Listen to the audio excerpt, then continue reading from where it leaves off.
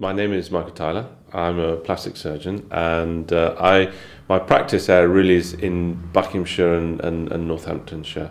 I have a National Health Service contract at Buckinghamshire NHS hospitals, which is my base is in fact at Stoke Mandeville Hospital, which is quite a well-known hospital where there's a plastic surgery department, and where I run the department and look after a burns unit and do a lot of breast reconstruction.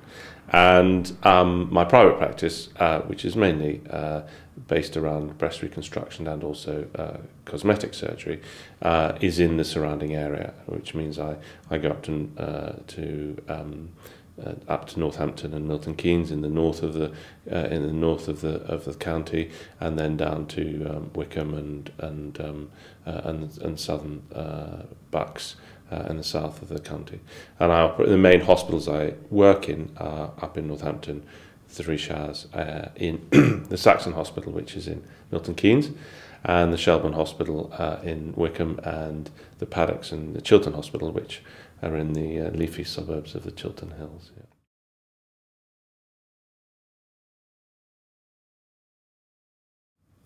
I started out in plastic surgery really in 1992 as a surgical trainee.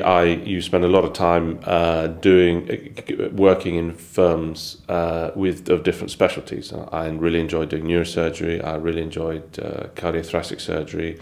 Didn't really like general surgery too much. But when I did my first training post in plastics, I really enjoyed it. I did maths, physics, chemistry, and art for A levels, and I've always felt that there's a slight artistic element to me, which I enjoy getting out. And I'm delighted that I was really delighted when I found a career that allowed me, one, to use my hands, which I've always wanted to do, something which obviously surgery does, and secondly, plastic surgery. There's no doubt about it. There's an artistic element to the judgment that's involved. Orthopedic surgery and a lot of other surgery is very technically demanding, but everything could be measured, and there's little art. But if you're deciding on how much to lift the tip of a nose, or how much of a dorsum of a nose to remove, or how much to mould a breast or whatever, there's definitely an artistic element to that, and that's what I enjoy. I've always said it's the artistic touch that turns a good surgical result into a great one. And so when I started in plastics, I realised, yeah, this was definitely going to be for me, and it was something I felt that I could do well in, definitely. One of my roles which is as clinical director of a research charity called Restore. Restore is a research organisation that looks into ways of trying to ameliorate the pain and suffering caused by scarring. The most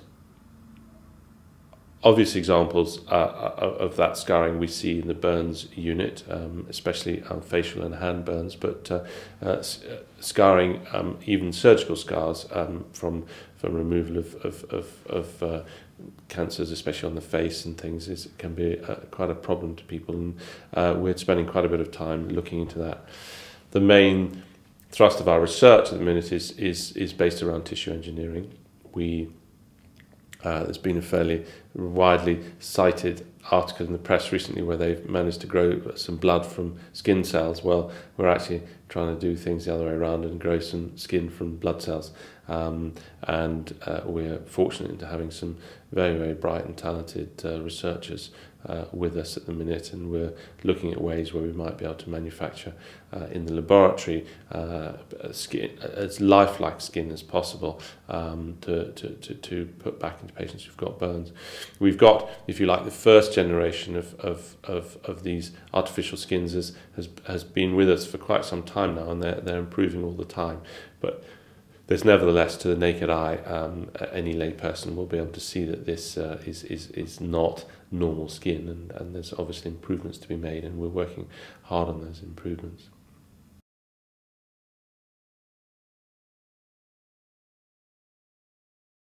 Being a plastic surgeon, I think, has got to be one of the most satisfying jobs I think you can do.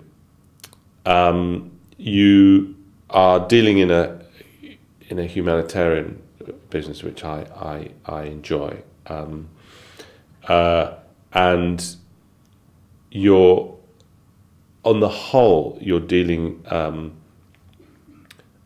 with issues which are technically relatively demanding. I always consider it the sort of cabinet making of surgery to some degree. I'm sure a lot of specialties would take umbrage at that, but I think a lot of what we do is fine, and it's delicate, and it requires a lot of thought, and as I go back to this point about a little bit of artistic input as well, which I enjoy.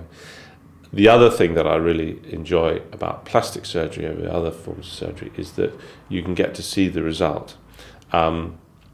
It's all very satisfying joining two bits of bowel together, which maybe the general surgeons do, and the patient works, and we all need to have our bowel working in order to us to function, and it's a very important part, and they do a great job. But there is something from a personal level about seeing the result of your work, and either immediately afterwards or later on in the clinic.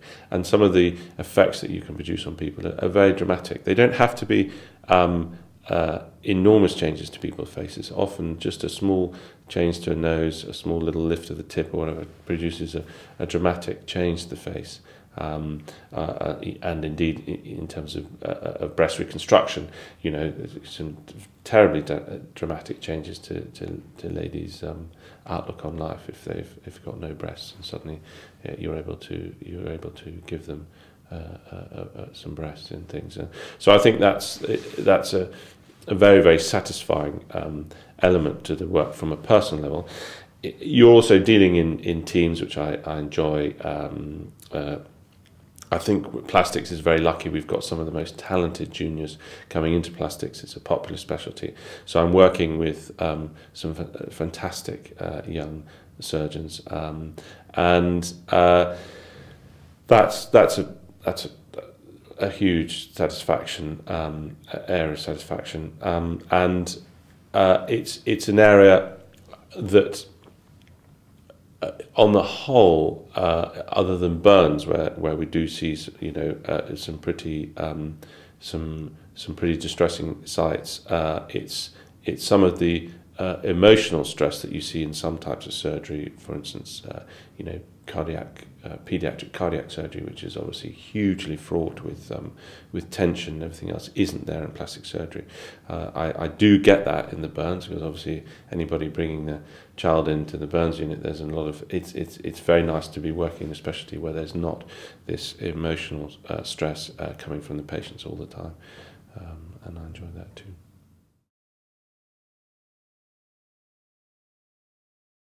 My typical day usually starts pretty early in the morning, often with a ward round to see my patients. Because I have patients in different hospitals, I often try and get up to beat the traffic.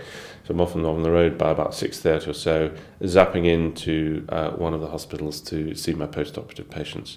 That'll involve making sure that the wound sites are all fine, speaking to the patient, making sure they're comfortable, making sure they're ready to go home, giving them the advice about what they should be doing at home, and when I'm going to see them next, what to expect, and obviously what to do if there's any problems. I'll then move on to the day in question. If it's a surgery day, I will then meet up with the anaesthetist and the theatre team, make sure everything's set up for the day, and I will then go around the patients one by one to see them. In most surgery, there's a set thing that we have to do. We need to get a consent for the operation, which we sit down, we just run through the operation. I've always seen patients at least twice in the clinic beforehand, so it's a bit of a formality, but nevertheless, we run through the nature of the operation. And then there's and just reiterate the final points of what we're trying to achieve. So if it's a rhinoplasty, I'll just run through the aims of the operation, such as to take away the hump, to lift the tip a little bit, to reduce the overall size, whatever it be. Then Then I'll often, most patients will require a photograph, which I take and do all the markings that I need for the surgery, and then go to theatre and then start operating. Some days will be quite a few small operations. Occasionally, with some of the big reconstruction operations that we do, they can take 6-10 hours. So you're just doing one operation all day. At the end of that day, we'll be going back round to see the patients post-operatively, making sure that everything's fine for the evening, and then back home. If I have a clinic, obviously that'll involve. Quite often, I have a clinic in the evening as well, just to see one or two patients. And obviously, some days I've got a mixture of clinic and operating in the morning. Maybe theatre in the morning or clinic in the afternoon. So pretty full day. Don't get out. Contrary to popular opinion as to what surgeons do, rarely get out to the golf course, unfortunately, apart from the odd weekend here and there.